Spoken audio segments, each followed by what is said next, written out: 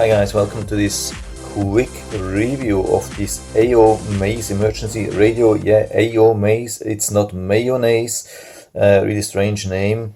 It is a 5000 milliamps weather radio with solar hand crank and NOAA AM FM portable radio with 3 watts LED flashlight, reading lamp, cell phone charger, and so on and so on. It's listed for around $34 on Amazon. Has surprisingly good reviews. So I thought I'm going to show you what you really get. Is this something which you want to buy if you want to be prepared for tornadoes, hurricanes, and so on? I mean, in general, we can say there are 3 different type of weather radios. There are the weather radios which just have the weather band and nothing else, so you can just listen to the weather news in your area 24/7 or in case of emergency. And there are the things which have this alert setting here, like this one. And then there are the sophisticated radios like the Midland, where you can set your zip code or your area code and select what alarms you will get. This is not the case here. So if you want to have something really good for alarms or weather alerts, then buy something else. Don't buy the thing. But I'm going to make the full review here. By the way, I'm starting with the instructions manual here. Unfortunately, I have dumped the packaging and the instructions and everything, so I have reprinted this, and I hope you can see everything. Maybe it helps to make a better buy decision, or if you bought used or you just lost the instructions, just go to the highest resolution 1080p and you should be able to read everything. There's not much here, unfortunately, especially not about the alarm setting. Yeah, maybe let's start with this thing here. I mean, we have the AM, we have the FM, and then we have the weather band. So we have this, I think there are 7 or 8 stations usually, or frequencies. And usually you have to pull out the antenna based on the reception. I mean, in my case, I don't have to do that. So you can see, I can select the station here, and Tuesday, southeast winds around 5 knots. Yeah, this is what you will hear 24/7 for different regions in your area.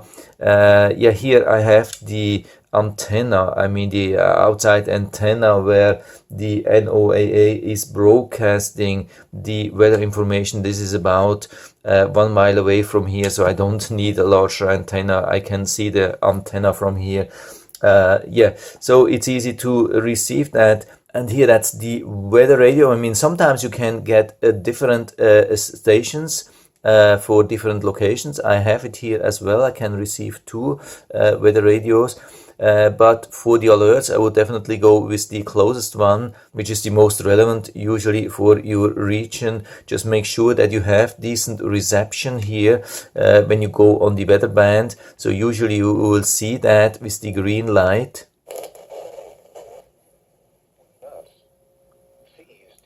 So you can see that we have the green light, and when we have the green light, so we know that we have reception, then you can go to the alert, and you can see there is this green light and it's flickering all the time. So I mean, it was not mentioned in the instructions, but for me it seems to be that now it's receiving alerts, and you can have it like this for quite a while, couple of days without recharging. You can see the battery level here with 4 LEDs. This battery would last now, I think, for about 3 or 4 days without having the weather radio or anything else on, just receiving the alerts.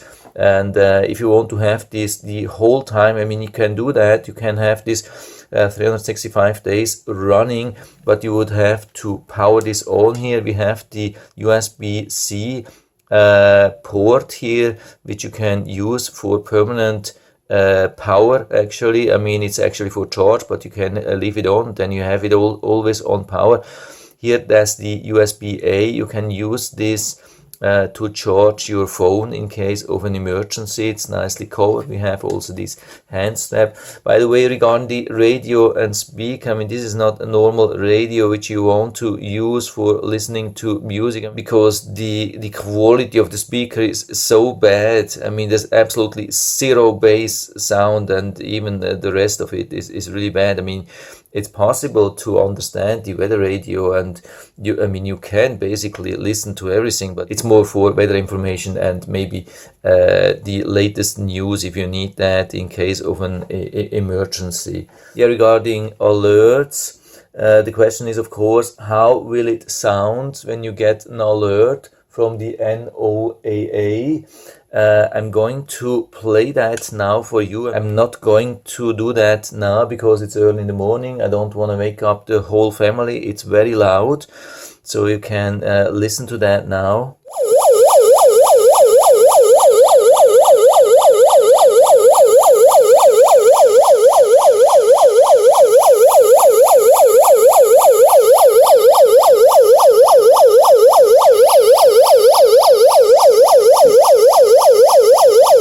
So it's really super loud at this moment, and there's no way you can change that. You cannot decrease the volume of the alarm. I think it's exactly the same alarm as you have here. There's an SOS button. When you push this for 2 seconds, it will then emit the flashlight as well and do this alarm sound really loud. I mean, you can stop that after that. This is just like if there has been an emergency, maybe you are buried underneath some things, you are stuck, you need some help, you can push this button. It's exactly same alert which you get during the night. I mean, if there's some cold front or so approaching, hurricane storm or something like that, you have it on alert, and then it will emit this crazy sound and flashlight in the middle of the night. You have to be aware of that. There's nothing you can do to limit like the audio level or so. This will be crazy. I mean, and the problem is, the biggest problem, you definitely cannot select what kind of alerts you will get. There's absolutely nothing you can do, not the type of alerts or not the region. If there is just anything in the region which this station which you have been selecting is covering, if there is just like some slight warning or even some advisory, then this thing will alert you in the morning, 3 o'clock. Maybe they are just doing some advisory in the morning, 3 o'clock, 2 days before a storm hits, and actually you want to sleep, and then they wake you up. You have to be careful with this thing. So for me, definitely doesn't work. And to give you some indication how much or how frequent these alerts could be, in the last cold front which we had, which was pretty strong, I got an alert 2 days before the cold front arrived, and the next alert I got 1 day before, and these alerts were during the day. And the last alert I got about 1 hour before the cold front arrived. By the way, here we have the light with 3 levels. It's very strong. Here we have even these additional lights here. I mean, the light is really good.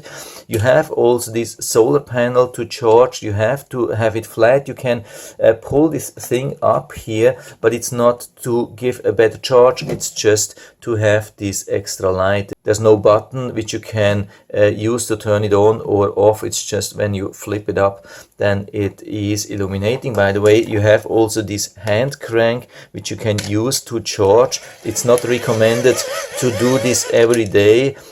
For real charge, just use the solar, or better this one here. I mean, the solar is just more like to keep the charge. It will be difficult to give it a full charge. Maybe you will need a full week or so for that. It's definitely not possible to charge it very fast. By the way, regarding chargers, something really important, and they put some sticker here saying please put a button to lithium ion side when charging. I mean, it looks like they have put it later because a lot of people had big issues with that, and it's so bad. They are saying lithium ion side. There's no lithium ion side. There's just an off or an on side. So you would have to have it on the down option, which is the on, and this is actually the real on for the radio and for everything. So if you want to charge it, you will have to have it here. The really bad thing is, no matter what you do, if it's solar charge or the hand crank or the USB charge, it will illuminate a red LED here in the battery when you have power on one of these things, but even when you have it on the off position. So when you put it on a charge with the USB-C, let's say, and then you see the red light and you think it's charging. No, it's actually not. Same thing with the hand crank, and same thing I think with the solar. So make sure that it's in the down position, only then it will charge. If you don't want to have any kind of alert or radio hearing or something like that, just put it here, maybe on the weather, and turn down the volume so there's nothing going to happen during this time when you want to charge it. Maybe you want to charge it overnight and you don't need any kind of alert, so just put it in the on position and turn this thing fully down and away from the alert, and you should be fine. So for me, there's definitely no reason why to buy these things. I mean, there are much better weather radios. If you're really interested in weather radios with nice, sophisticated alerting system where you can set alerts for your region, you will be able to select what you get. Probably you are not interested in advisories, maybe just warnings, or maybe just emergency alerts. You can configure that with some other devices like the Midland, and we'll put down the link to the Amazon listing of the Midland down into the description. Also of this one, if you're still interested, but I'm not recommending you to buy this thing. Just buy something else. You're much better off, I can tell you. But I still hope I've been able to help you a little bit with this video. If you have any questions or comments, just write to the comment section below, and I'm always happy to talk about these things. And if you like the video, give me a thumbs up, subscribe my channel. Thanks for watching, and see you next time.